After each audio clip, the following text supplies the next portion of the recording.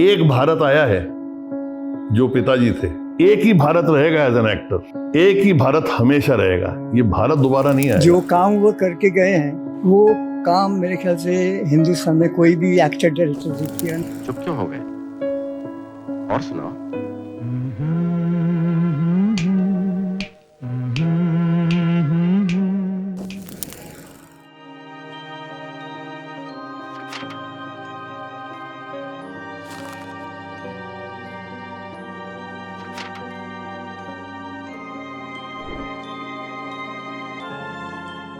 जुलाई 1937 को एबटाबाद के एक कोने में हरिकृष्ण गोस्वामी का जन्म हुआ, जिसे दुनिया मनोज कुमार के नाम से जानने वाली थी।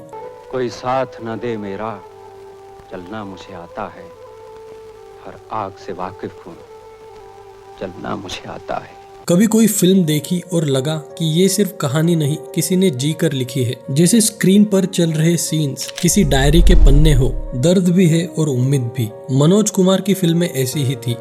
आज ये मेरी आवाज है, इस गांव की आवाज है, और कल हर एक किसान की यही आवाज होगी।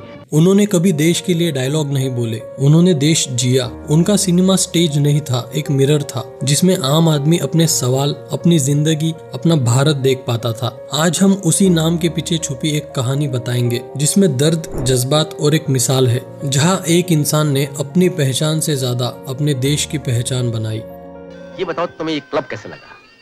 अच्छा है, मगर चाचा जी आपने तो कहा था कि ये क्लब अपने देश वालों का है। अपनापन तो यहाँ दिखाई नहीं दिया।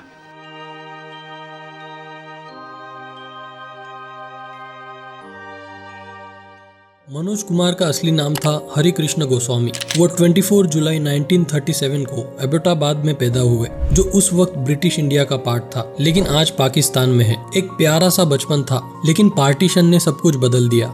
राइट्स के दौरान उनका छोटा भाई खो गया और ये घाव कभी नहीं भर पाया।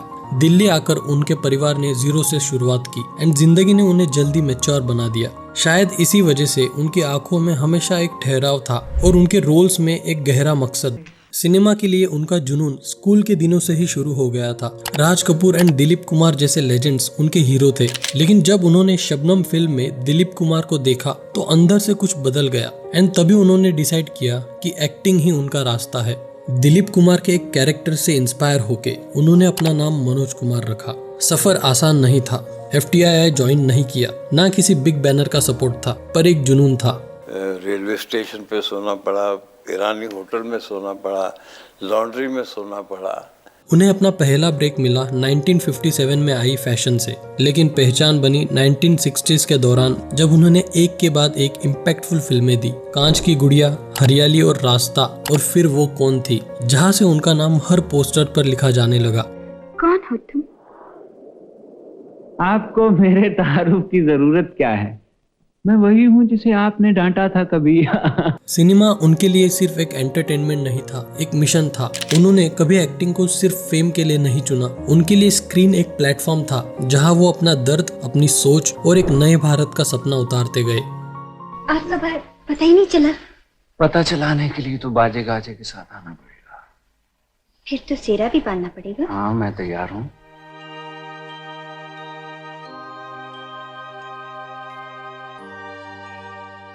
अर्ली 60s में मनोज कुमार एक रोमांटिक लीड के रूप में छा गए थे। वो कौन थी, गुमनाम, पूनम की रात, इन थ्रिलर्स और रोमांटिक ड्रामास ने उनकी एक soft spoken and graceful hero की इमेज बनाई। दो बदन एंड पत्थर के सनम जैसी फिल्मों ने ऑडियंस के दिल जीत लिए। लेकिन 1965 में सब कुछ बदल गया, जब उन्होंने शहीद में भगत सिंह का किरदार निभाया। वो रोल उन्होंने सिर्फ एक्ट नहीं किया, बल्कि जिया।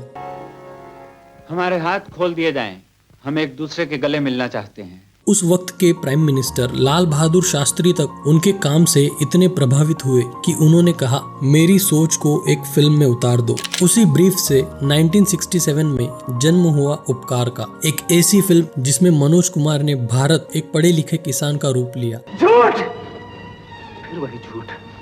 लाला जी, आप मेरे दुश्मन इसलिए हैं कि आपको मेरी वजह से इस गांव से काले बाजार के लिए अनाज नहीं मिलता।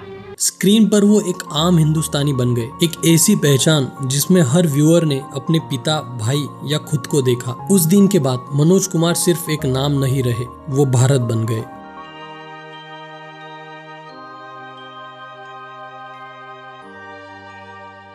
उपकार, पूरब और पश्चिम और रोटी कपड़ा और मकान, ये 3 फिल्में किसी फ्रेंचाइज का हिस्सा नहीं थी, लेकिन मिलकर एक आइडियोलॉजिकल ट्रायोलॉजी बन गई। ये मनोज कुमार के सिनेमैटिक विजन का एक स्पाइन थी, एक विजन जिसमें देश, धर्म और इंसानियत तीनों साथ चलते हैं। उपकार ने देशभक्ति को ग्लैमर बनाया, पर बिना तमाशा किए। मेरे देश की धरती सोना उगले सिर्फ एक गीत नहीं था, एक कलेक्टिव इमोशन था जो गली गली में गूंजता था। मेरे देश की धरती सोना उगले उगले हीरे मोती, मेरे देश की धरती। पूरब और पश्चिम ने इंडियन वैल्यूज और वेस्टर्न इन्फ्लुएंस के बीच का कॉन्फ्लिक्ट दिखाया, एक इमोशनल टग ऑफ वॉर जिसमें मनोज कुमार ने कल्चरल सेल्फ रिस्पेक्ट को स्क्रीन पर सेलिब्रेट किया। मेरा धर्म है। तुम अपने देश के लिए मुझे छोड़ दोगे? तुम्हारे लिए अपना देश भी तो नहीं छोड़ सकता। और रोटी कपड़ा और मकान एक हार्ड हिटिंग कमेंट्री थी आम आदमी के स्ट्रगल्स पर, सिस्टम की लूट, बेरोजगारी और सामाजिक इनइक्वालिटी पर डायरेक्ट सवाल किए गए बिना किसी कॉम्प्रोमाइज के। रोटी कपड़ा और मकान की जरूरत तो इंसान को सदियों पहले भी थी, लेकिन तब उसकी जरूरत पूरी हो जाती थी सिर्फ इसलिए कि तब अनाज दबाने वाले सेठ नेकी राम नहीं थे।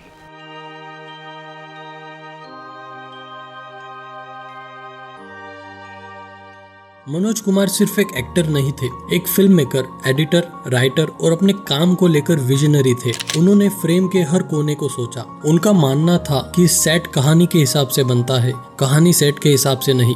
ये लाइन उनकी फिल्म मेकिंग फिलोसॉफी का ब्लूप्रिंट थी। लेकिन कोई मेरे काम पे उंगली नहीं उठा सकता कि इसने फलाने विदेशी फिल्म से, फलाने नावल से कहानी चोरी की है, ये शॉट इसने यहाँ से चुराया है, ये संगीत यहाँ लिया है। किसी माइक के लाल में हिम्मत नहीं जो मनोज कुमार के काम पे उंगली उठा। क्रांति में रेन स्वेप्ट शिप पर कॉलोनियल क्रूएलिटी हो या पूरब और पश्चिम का रिवॉल्विंग लंदन रेस्टोरेंट, उन्होंने इंडियन सिनेमा के विजुअल ग्रामर को रीडिफाइन किया। हर सीन, हर कट, हर फ्रेम एक नैरेटिव का हिस्सा लगता था और उनकी फिल्म्स के गाने वो तो डायलॉग से भी ज्यादा फील करा जाते थे। एक प्यार का नगमा है एंड जीवन चलने का नाम, ये सिर्फ सॉन्ग्स नहीं, पूरी स्टोरी का इमोशनल थ्रेड थे। Music directors Kalyan ji and Anand ji जैसे लेजेंड्स उनके क्रिएटिव विजन को एडमायर करते थे। कहते थे मनोज सर हर बीट एंड सुर के पीछे एक इमोशन सोचते थे।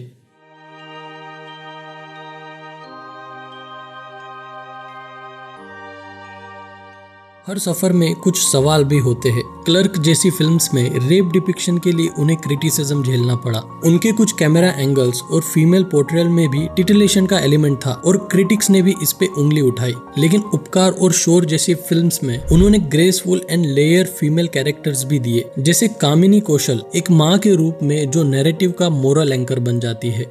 माँ, ऑपरेशन से दीपक की आवाज वापस आ सकती है। एक बात हमेशा साफ रही, मनोज कुमार ने कभी अपनी वैल्यूज कॉम्प्रोमाइज नहीं की। इमरजेंसी के दौरान जब महंगाई मार गई सॉन्ग गूंज रहा था, इंदिरा गांधी के लोग भी नाराज हुए, लेकिन मनोज कुमार ने सच बोलने की हिम्मत कभी नहीं छोड़ी।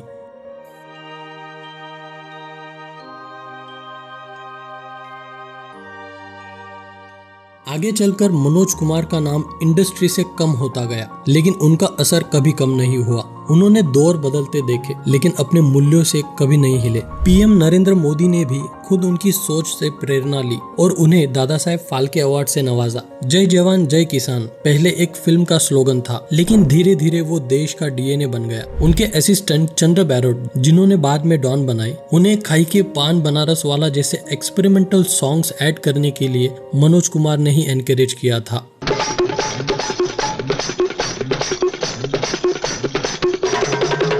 इवन राज कपूर के मेरा नाम जोकर में भी उनका क्रिएटिव इनपुट था। उन्होंने स्क्रीन प्ले के कुछ इमोशनल नोट्स पर सजेशन दिए थे। वो उन आर्टिस्ट में थे जो स्पॉटलाइट में ना होकर भी उसे रोशन कर देते थे। मनोज कुमार एक इंस्पिरेशन बनके रहे, साइलेंटली एंड ग्रेसफुली।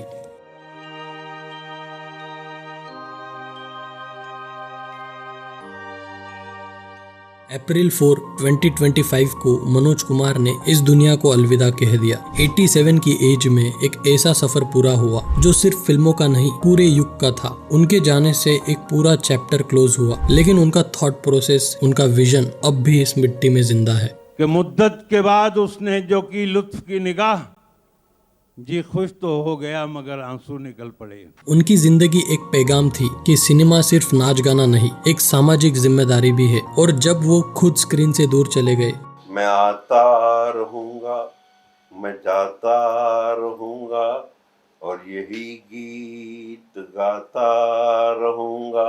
उनकी कहानियां लोगों के दिलों में आवाज बन गई। आज हम पेट्रियटिज्म के नए मीनिंग ढूंढते हैं, लेकिन मनोज कुमार का भारत हमें याद दिलाता है, हे प्रीत जहाँ की रीत सदा, मैं गीत वहाँ के गाता हूँ। भारत का रहने वाला हूँ, भारत की बात सुनाता हूँ। मनोज कुमार सिर्फ एक सुपरस्टार नहीं थे, वो एक सोच थे, वो एक जज्बा थे, वो भारत थे। अगर आपको ये वीडियो पसंद आया हो तो प्लीज इसे शेयर कीजिए। Thanks for watching and keep the frames rolling.